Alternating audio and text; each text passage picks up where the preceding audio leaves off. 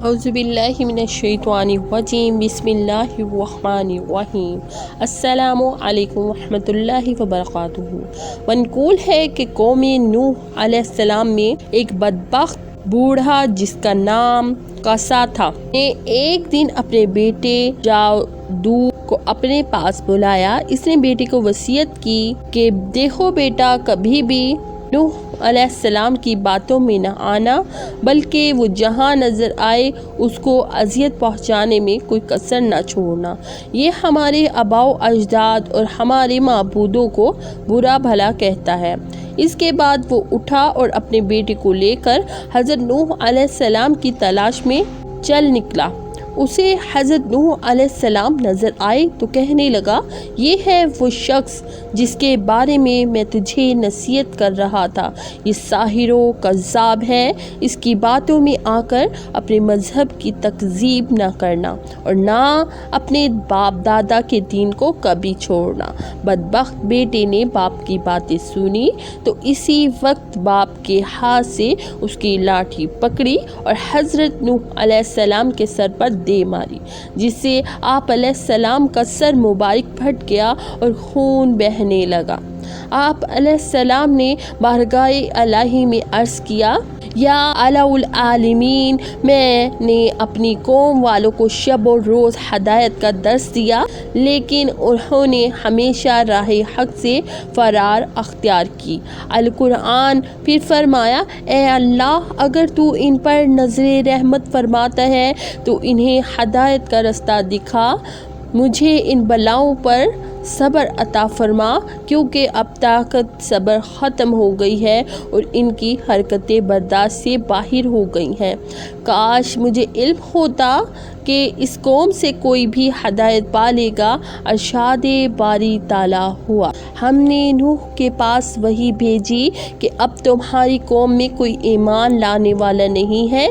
जिन्हें ईमान लाना था वो ला चुके। कुरान में फिर अरशाद बारी ताला हुआ, ए नूह, अब हदायत पाने वालों में ना तो बाप के सल्बों में और न माओं के अहराम में कोई बाकी रहा है। तो फिर जनाब नूह अलैहिस्सलाम ने अर्ज़ किया, ए रब्बुल आलमीन, तो खित्ता ज़मीन पर किसी काफिर को जिंदा ना रख। हज़रत नूह अलैहिस्सलाम की ये दुआ कबूल हुई और अज़ाब का हुक्म जारी हो गया।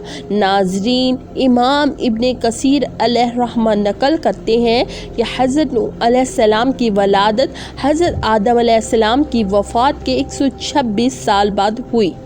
आप अलैहिस्सलाम का शुमार अल्लाह ताला के उन जलीलुल क़द्र अंबिया में होता है जिनका तज़किरा कुरान पाक में फरमाया गया और कुरान पाक की 28 सूरतों में आप अलैहिस्सलाम का ज़िक्र खैर फरमाया गया।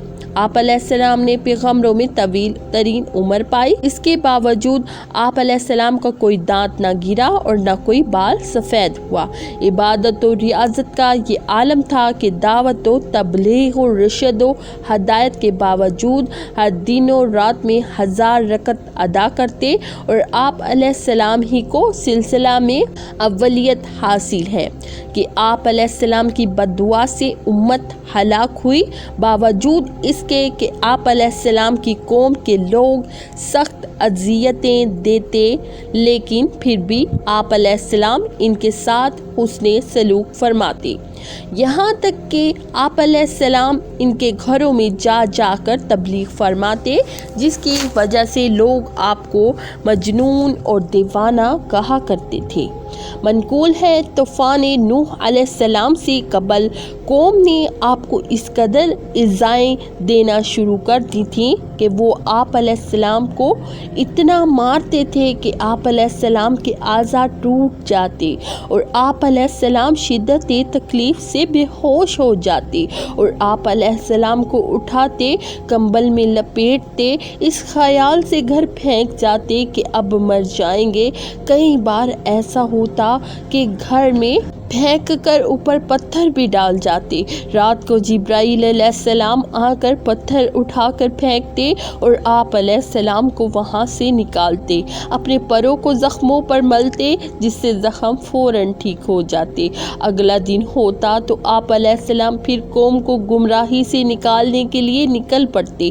تاریخ تبریہ میں ہے کہ حضرت ابن عباس رضی اللہ تعالیٰ عنہ سے ایک روایت مروی ہے کہ اللہ تعالیٰ نے 480 سال کی عمر میں حضرت نوح علیہ السلام کو نبوت عطا فرمائی۔ 120 سال میں آپ علیہ السلام نے لوگوں کو اللہ کے دین کی طرف بلایا، لیکن قوم نے کسی بات کو بھی ماننے سے انکار کر دیا۔ پھر اللہ تعالیٰ نے آپ علیہ السلام کو کشتی بنانے کا حکم دیا، اور جب آپ علیہ السلام کشتی بنا کر اس میں سوار ہوئے، اس وقت آپ علیہ السلام کی عمر مبارک 600 سال تھی۔ پھر عذاب نازل ہوا اور تمام سرکش و نافرمان پانی کے عذاب میں غرق ہو گئے۔ حضرت ابن عباس رضی اللہ تعالیٰ عنہ فرماتے ہیں کہ نوح علیہ السلام نے کشتی کے بعد 350 سال مزید زندہ رہے۔ حضرت کعب احبار رضی اللہ تعالیٰ عنہ فرماتے ہیں کہ جب حضرت نوح علیہ السلام کی وفات کا وقت قریب آیا تو آپ علیہ السلام ایک پہاڑ پر سیر فرما رہے تھے۔ حضرت ملک الموت روح قبض کرنے کے لیے تشریف لائے تو آپ علیہ السلام کے پیچھے پہاڑ پر تشریف لے گئے۔ جب ملک الموت کا سامنا حضرت نوح علیہ السلام سے ہوا تو عرض کی موت کا وقت ہو چکا ہے۔ حضرت نوح علیہ السلام نے موت کی تکلیف کا تصور کیا تو زوردار نعرہ بلند کیا، حتیٰ کہ یہ سن کر جنگل کے تمام جانور جمع ہونے لگے۔ پھر آپ علیہ السلام نے ملک الموت برائے تعلیم امت فرمایا، مجھے اتنی مہلت دی جائے کہ میں اپنے گھر والوں سے رخصت ہو لوں۔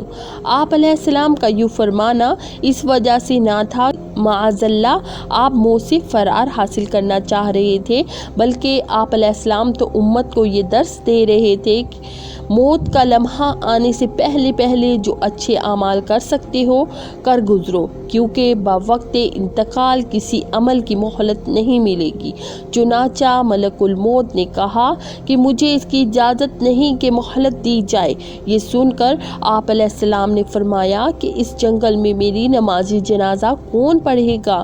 ملک الموت نے کہا، ابھی جبرائیل علیہ السلام ملائکہ کی ایک جماعت کے ساتھ سفر میں ہے جو اسی مقصد کے لیے آ رہے ہیں۔ یہ معلوم ہوا تو آپ علیہ السلام وعدہ الہی کی تکمیل کے لیے رضامند ہو گئے۔ اسی اثنا میں حضرت جبرائیل علیہ السلام تشریف لائے اور دریافت کیا، اے انبیاء میں سب سے طویل عمر پانے والے، آپ علیہ السلام کو دنیا کو کیسا پایا؟ حضرت نوح علیہ السلام نے فرمایا، یہ دنیا اس مکان کی مثل ہے جس میں 2 دروازے ہوں، اس سے ایک سے داخل ہوئے اور دوسرے سے نکل گئے۔ اس کے بعد ملک الموت نے آپ کی روح قبض کر لی۔ چنانچہ فرشتوں نے آپ علیہ السلام کو غسل دیا اور وہیں آپ کی نماز جنازہ پڑھی۔ کہا جاتا ہے کہ ہفتے آسمان کی مخلوق کسی کی وفات پر روئی، جیسا کہ آپ کی رحلت پر دعا ہے اللہ کریم ان کی مرکت پر کروڑوں رحمتوں کا نزول فرمائے اور ان کے ذکر کی خیر و برکت کی بدولت ہماری بے حساب مغفرت فرمائے، آمین۔ اللہ تعالیٰ کمی بیشی معاف فرمائے۔ اسی کے ساتھ دے مجھے اجازت۔ اللہ تعالیٰ آپ کا حامی و ناصر ہو۔ السلام علیکم ورحمۃ اللہ وبرکاتہ۔